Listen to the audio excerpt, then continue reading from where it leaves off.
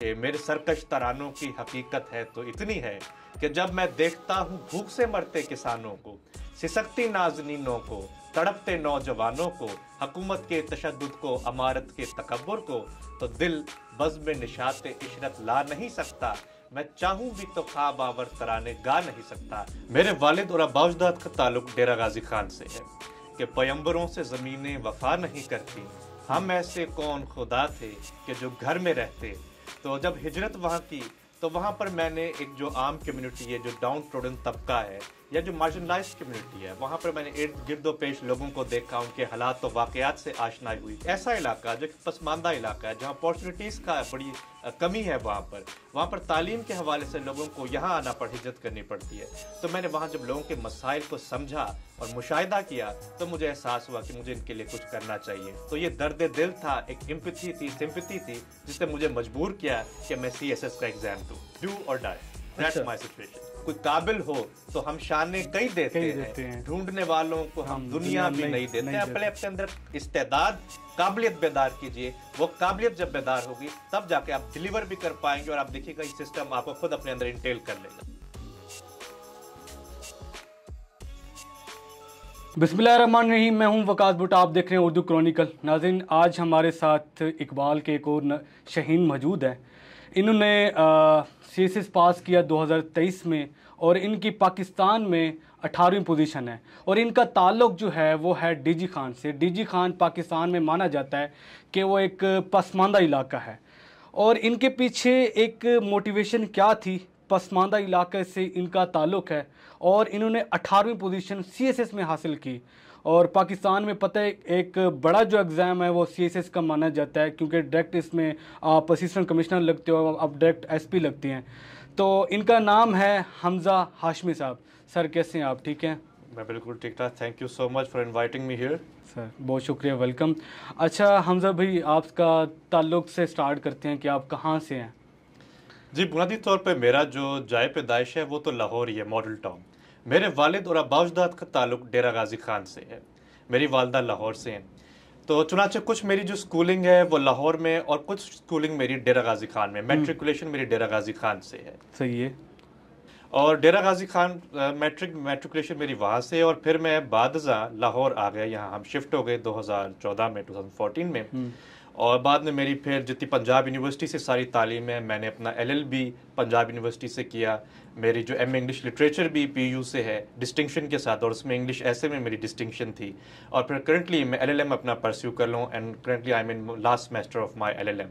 और मेरी जो स्ट्रीम है वो कॉन्स्टिट्यूशनल लॉ। सर प्राइमरी आपने लाहौर से किया, मैट्रिक आपने दोबारा आपने DG खान चले गए, ठीक है। तो इस सारे सफ़र के पीछे मेरे ख्याल तो आप थोड़ा सा बीच में घूमते रहे हैं, लाहौर से DG खान से फिर लाहौर।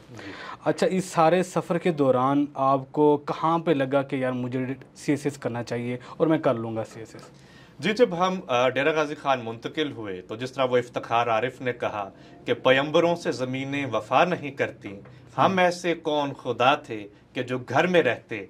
तो जब हिजरत वहाँ की तो वहाँ पर मैंने एक जो आम कम्युनिटी है, जो डाउन ट्रोडन तबका है या जो मार्जिनलाइज्ड कम्युनिटी है, वहाँ पर मैंने इर्द गिर्दो पेश लोगों को देखा, उनके हालात और वाक़यात से आशनाई हुई। क्योंकि लाहौर तो एक बड़ा मेट्रोपोलिस स्टेशन है और लाहौर में जो ज़ाहिर किस्म की लोगों की लेविश लाइफ है और तरह की लाइफ है, अपॉर्चुनिटीज़ है, लेकिन एक ऐसा इलाका जो पसमानदा इलाका है, जहाँ अपॉर्चुनिटीज़ का बड़ी कमी है, वहाँ पर तालीम के हवाले से लोगों को यहाँ आना पर हिजरत करनी पड़ती है।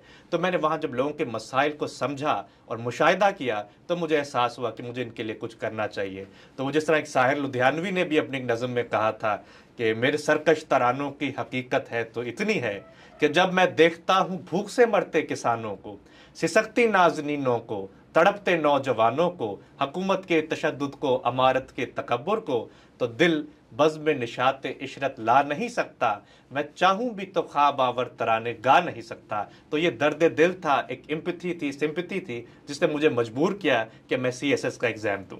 अदबी दुनिया से भी मेरे ख्याल आपका एक अच्छा एक गहरा ताल्लुक है। जी, बहुत गहरा ताल्लुक है। इवन मेरे वालिद, मेरे दादा बहुत शगफ रखते थे। और इवन मेरे नाना मौलाना खलील अहमद हामदी साहब मौलाना मौदूदी के दस्ते राज थे, राइट हैंड थे। अच्छा, और उन्होंने अरबी में, फारसी में बेशुमार किताबें लिखी, मौलाना को अरब दुनिया में मुतारिफ करवाया।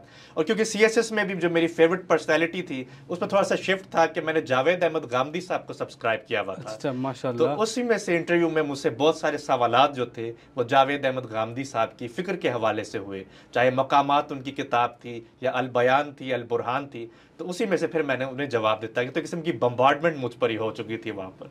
मतलब आप शेर व शायरी से भी आपका ताल्लुक है, किताबें भी आप पढ़ते रहते हैं, खुद भी कुछ लिखा है? जी हाँ, मैंने मैट्रिक से लिख रहा हूँ, मैट्रिकुलेशन से अशार लिख रहा हूँ। अच्छा। और उसके बाद मैंने इस्लाह भी ली शफीक सलीमी साहब से, बादशाह अशरफ जावेद साहब से, और भी कई असातिज़ा सुखन आए और कई दोस्त हैं जिनसे मुशावरत करता हूँ। यहाँ तक कि मेरी अपनी किताब बाद सरकश, जो पहला मेरा शेरी मजमुआ था, जिसकी अशात गुज़िश्ता साल हुई मेरे इंटरव्यू के दौरान ही, इंटरव्यू से पहले बल्कि इशात हो चुकी थी। और इंटरव्यू में भी मैंने पैनल में तकसीम कर दी सारी किताबें, ये 4 नुस्खे तकसीम किए और इसी में से फिर मुझसे सवालात भी हुए। अच्छा, तो इसका जो आपको इंटरेस्ट हुआ था लिखने का या फिर ये पढ़ने का, ये कब स्टार्ट हुआ? जिस तरह मैंने अर्ज किया है कि जो घर में ही वो माहौल मुयसर आ गया मुझे, वो इन्वायरमेंट मुयसर है। It was a very conducive environment. मेरे वालिद खुद सहाफत के पेशे से वाबस्ता है। अच्छा, माशाल्लाह। हाँ, और उनका अखबार भी है अपना। यहाँ तक कि उन्होंने भी 2 किताबें लिखी है, मौलाना उबैदुल्लाह सिंधी पे शोलाए हुर्रियत, और दूसरा हकायक तसव्वुफ लिखी उन्होंने किताब। तो लाइब्रेरी इकट्ठी बनाना और किताबें जोड़ना, इकट्ठी करना मेरा एक शगफ था और मैं पढ़ता भी था उन्हें। यहाँ तक कि दोनों आइडियोलॉजीज मैंने पढ़ी, चाहे राइट की आइडियोलॉजी थी या लेफ्टिस्ट आइडियोलॉजी थी, जिसमें सिब्ते हसन थे, डॉक्टर मुबारक अली थे। तारीख को मुशाहिदा किया। फ़लसफ़ा मेरा सबसे पसंदीदा मौजू रहा और इस मजमून में मैंने बड़ी अरक रेजी की। फ़लसफ़े में भी मेरे 80+ स्कोर था, हालांकि ये कहा जाता है कि फ़लसफ़ा इतने नंबर नहीं देता। अच्छा, आपने ये ऑप्शनल में फिलासफी रखी है? जी, फिलॉसफी मेरा ऑप्शनल सब्जेक्ट। अच्छा, माशाल्लाह माशाल्लाह। अच्छा, मुझे ये बताएं कि आपने CSS माशाल्लाह पास किया, इसके पीछे आपने किसको देख के इंस्पायर किससे हुए हैं कि आपने यार CSS करना है? किसी ऑफिसर को देखा या किसी और आपका कोई मोटिवेशन अंदर आई आपके अंदर? जी हाँ, हमारे शहर डेरा गाजी खान में एक डिप्टी कमिश्नर थे, आफ्ताब शाह। अच्छा। उनकी बेटी हैं साइमा आफ्ताब और उनके 3 बच्चे जो हैं वो शायर हैं, शायरी भी करते हैं और सर्विस में। तो आफ्ताब शाह साहब के बारे में मशहूर था कि बड़े डॉन्टलेस और डेयरिंग पर्सनैलिटी थे, जुरतमंदाना आदमी थे। और उनकी एक शेरी मजमुआ भी था, शायरी भी वो करते थे। तो उनसे मैंने इंस्पिरेशन ली कि इस जैसा मुझे कम से कम बनना है। और दूसरा मुस्तफ़ा जैदी, वो मुझे बहुत ज़्यादा पसंद थे, ब्यूरोक्रेट, कम पॉइंट। और इसके अलावा मुझे फैज़ अहमद फैज़ बड़े पसंद थे। ये कुछ शख्सियात थी कि जो मैं समझता हूँ जिनका असर मेरी शख्सियत पे मौजूद है। फैज़ अहमद फैज़ साहब का नाम आए और एक शेर ना हो। हाँ जी, उनका एक शेर मुझे बड़ा पसंद है कि चाहा है इसी तौर से, चाहा है इसी रंग में लैलाए वतन को, तड़पा है इसी तौर से दिल इसकी लगन में, ढूंढी है यूं ही शौक ने आसाइश मंजिल, रुखसार के खम में कभी काकुल की शिकन में। तो उन्होंने फैज के यहाँ जो गमे जाना से गमे दौरा की तरफ जो है लौट जाती है, उधर को भी नजर क्या कीजिए, अब भी दिलकश है तेरा हुस्न मगर क्या कीजिए। तो जब वो एक अपने महबूबियत के तसव्वुर से निकलकर, ज़ात के खौल से निकलकर लोगों के दर्द और दुख को महसूस करते हैं, तो उनकी शायरी आफाकी और मजीद हमगीर वर्सटाइल हो जाती है। अच्छा, मुझे महबूब से और इस आपकी शायरी अदब से याद आया, आपने मोहब्बत भी की होगी। मोहब्बतें, देखिए जी, इंसानियत का जो दर्द है वो तो फितरत ने मुझे बख्शा है, इनफरादी सतह पर भी और इज्तमाही सतह पर भी। और मेरा ख्याल है एक बीइंग अ हेल्दी ह्यूमन, ये जज्बा बड़ा ज़रूरी है कि आपको एक लतीफ़ इंसान बनाता है और जज्बों से, इंसानी जज्बों से सरशार करता है, आगाह करता है। नहीं, मोहब्बत के बारे में आए दोबारा, आपने कभी मोहब्बत की है? जाहिर है कि अपने यूनिवर्सिटी लाइफ में और फिर बाद इस तरह की आपकी कैफियत बदलती जाती है। जिस तरह मैंने अर्ज किया है कि मुझे फितरत का दर्द, मुझे इंसान का दर्द भी बख्शा है फितरत ने, मेरा काम फ़कत शोला नवाई हो नहीं सकता। सही है। तो कभी आपने फिर प्रपोज वगैरह नहीं किया? भाई ऐसी बेहतर जुर्रत नहीं थी, ऑडेसिटी नहीं थी। हाँ, लेकिन यह कि इन्वॉल्वमेंट्स नहीं एक हद तक, लेकिन वो फिर खुद मध्यम होती चली गई। अच्छा, फिर ख़त्म हो गया, आपने मतलब प्रपोज नहीं कर सके आप?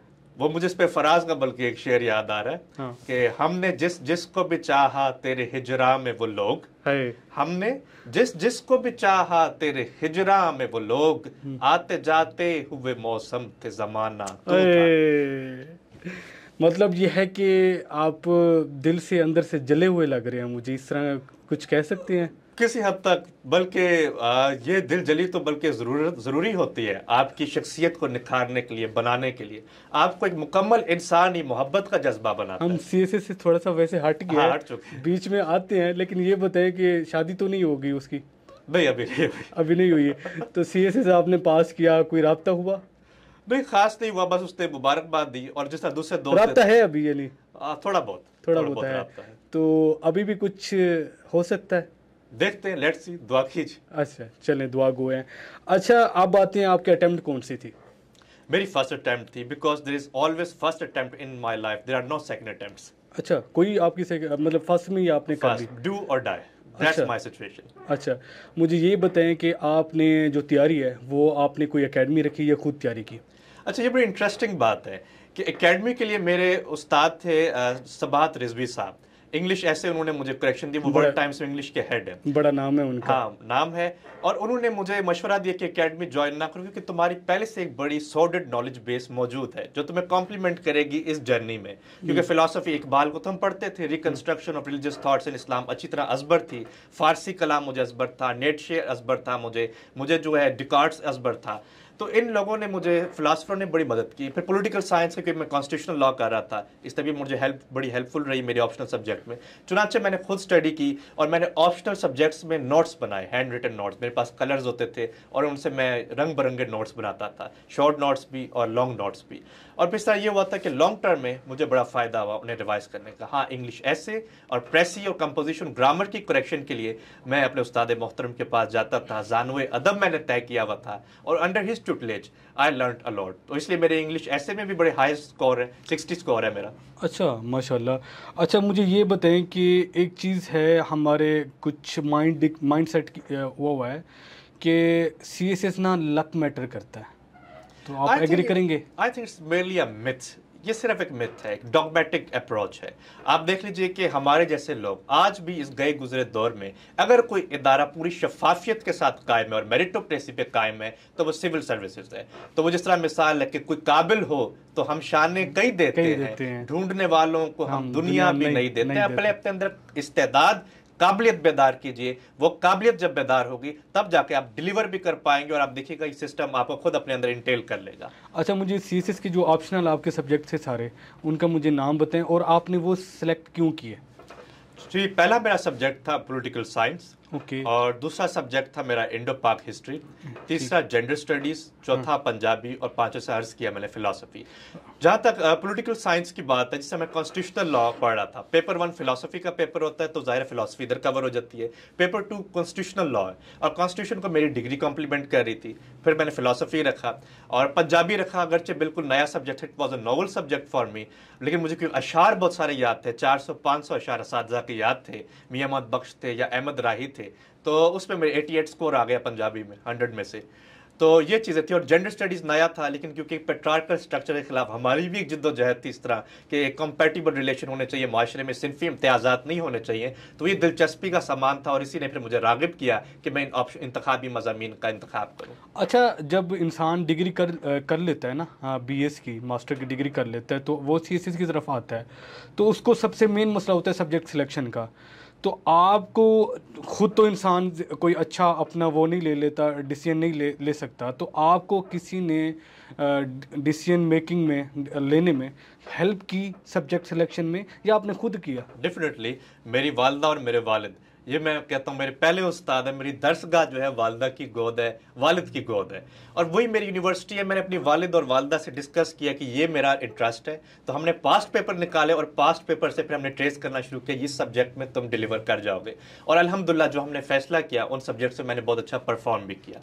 तो डिस्कशन के थ्रू ये मुमकिन हुआ। अच्छा, तैयारी आपने घर बैठे की? जी, घर बैठे। इंग्लिश ऐसे की कुछ आप एकेडमी दी? एकेडमी नहीं, मैं उसके लिए उस्ताद मोहतरम के पास जाता रहा, और वो मुझे टास्क देते थे कि ये लिख कर आओ, और हर हफ्ते मैं इंग्लिश ऐसे की मश्क करता था, उसका डाटा कलेक्शन करता था, और एक दिन बैठ के मैं उस टाइम फ्रेम में जो क्लॉक है उसके मुताबिक मैं पूरा करता था इंग्लिश ऐसे, और उसे चेक कराता था, इवेल्युएट कराता था। तो इंग्लिश ऐसे की ट्रिक ये है कि लिखें और इवेल्युएट कराएं, लिखें और इवेल्युएट कराएं। इस तरह आप जो इवेल्युएट करते हैं उसे बेहतरी आती चली जाती है आपकी। हमारा एक जनूबी पंजाब वालों के लिए ना सबसे बड़ा मसला इंग्लिश ऐसा होता है। जी हाँ, ठीक हो गया, क्योंकि हम लोग स्कूलिंग करके आते हैं उर्दू मीडियम में, फिर एफएससी में हम धक्के दौड़े से पास होके आते हैं, फिर किसी यूनिवर्सिटी में हमारा मेरिट बन जाता है गवर्नमेंट यूनिवर्सिटी में, फिर हम बीएस उर्दू हो गया, इंग्लिश हो गया, पाक स्टडी हम करके आ जाते हैं, फिर हमारा एकदम माइंड बनता है कि हमने सीएसएस करनी है। तो सीएसएस करने में सबसे हमारा मेन इशू होता है इंग्लिश ऐसे में। तो इंग्लिश ऐसे में आके हम और जो सब्जेक्ट हैं अच्छे मार्क्स ले जाते हैं, सीएसएस ऐसे इसमें ऐसे में हमारी ब्रेक लग जाती है। तो आपने डेली बेसिस पे आप इंग्लिश ऐसे को कितना टाइम देते थे, और आपको जो आपके उस्ताद मोहतरम हैं, जो आपके उस्ताद मोहतरम हैं, तो आपको मोटिवेट वो कैसे करते थे? आपने किस तरीके से आपने डेली टाइम अपना मैनेज किया आप अपनी इस सारी जर्नी में, और कितना अरसा आपको 6 महीने लगे, 3 महीने का टाइम लगा, 8 महीने का आपने तैयारी की, उसके बाद किसी एकेडमी को आपने टेस्ट दिए या क्या किया आपने? जी, इंग्लिश ऐसे इज अ बोटलनेक, ये वो रुकावट है, एक लिटमस टेस्ट है। वो कहते हैं ना कि अगर कोई इम्तिहान देना है, सिविल सर्विस की छाननी है जो छान देती है आदमी को, तो वो इंग्लिश ऐसे है। हाँ जी, डेरा गाजी खान में जो जनूबी पंजाब है, मुल्तान है, वसेब का मसला अंग्रेजी है, क्योंकि अनफॉर्चुनेटली वहाँ उस तरह के लेवल के कैलिबर के स्कूल नहीं, और शायद उस कैलिबर के इतने असातिज़ा भी हमें नहीं मिलते। अनफॉर्चुनेटली उनके लहजे में भी वो एक सराइकी वसेब का असर झलकता है, जिस तरह एक पूरी हम कहते हैं ना एक गॉडी सी इंग्लिश जो है, स्टाइलिश सी, उस वो उनके हाल नहीं है। अगरचे होगी कई कई जगहों पे बीकन हाउस है, डीपीएस स्कूल हैं वहाँ पर, लेकिन यह कि मजमूई तौर पर आम आदमी वहाँ महरूम है। उसके लिए फिर आपको खुद ही जिद्दोजहद करनी पड़ती है। तो मैंने ये किया था कि यूट्यूब में पहले मैंने कुछ चैनल सब्सक्राइब किए हुए थे, अल जजीरा है या CNN है, और उन्हें मैं रोज़ाना सुना करता था डेली बेस पे, और मैं कोशिश करता था कि उन्हें दोहराऊं अल्फाज को। फिर डॉन न्यूज़ है, एक्सप्रेस ट्रिब्यून है, और दीगर अफगानिस्तान टाइम्स है, इंडियन टाइम्स है, उन्हें बैठकर मैं पढ़ता था ताकि मुझे दोनों कॉन्ट्रास्ट ओपिनियंस मिल जाएं, स्टार्क ओपिनियंस मिल जाएं, और मैं उनकी वोकेबलरी को नोट डाउन करता था।